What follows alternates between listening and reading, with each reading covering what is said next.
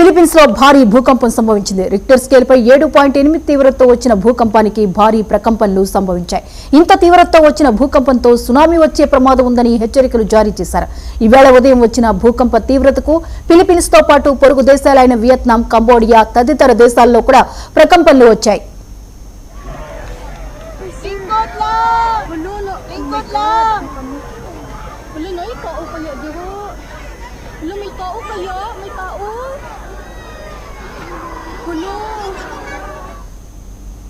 ఏడు 7.8 తీవ్రతతో భూకంపం రావడంతో దీంతో తీర ప్రాంతాలను ఖాళీ చేయించారు అధికారులు.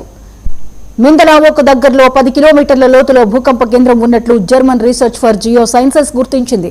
మొదట 7.3 నుంచి 8.2గా పేర్కొన్న సంస్థ తర్వాత భూకంప తీవ్రతను 7.8కి సవరించింది. 7.8 తీవ్రతతో వచ్చిన భూకంపంతో భారీగా కుదుపులు వచ్చినట్టు ఫిలిప్పీన్స్ మీడియా పేర్కొంది. ఫిలిప్పీన్స్ తో పాటు ఇండోనేషియా దేశాలు సునామీ హెచ్చరికలు జారీ చేశారు. తీర ప్రాంతాలను హుటాహుటిన పునరావాస కేంద్రాలకు తరలించారు. భూకంపం తర్వాత సముద్ర తీరాల్లో నీరు భారీగా ఎగిసిపడుతోందని, ప్రస్తుతం కాస్త శాంతించినట్లు పేర్కొన్నారు. స్కూల్స్ ప్రారంభమైన సమయంలో భూకంపం రావడంతో విద్యార్థులను గ్రౌండ్స్ లోకి తీసుకువెళ్లి కూర్చోబెట్టారు. రోడ్లపైన వెళ్తున్న వాహనాలు పక్క కాపుకుని వాహనాల నుంచి బయటకు పరుగులు తీశారు. ఎలాంటి మరణాలు సంభవించలేదని పేర్కొన్నారు స్థానిక అధికారులు. భూకంప తీవ్రత ఎక్కువగా ఉండడంతో ప్రభావిత ప్రాంతాల్లోని విద్యా సంస్థలకు సెలవులు ప్రకటించారు. ఫిలిప్పీన్స్ అధ్యక్షుడు ఫెర్డినాండ్ జూనియర్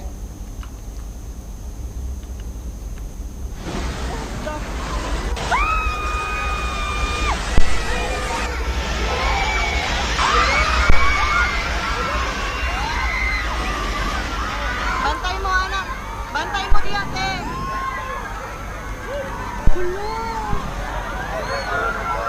Ikot lang.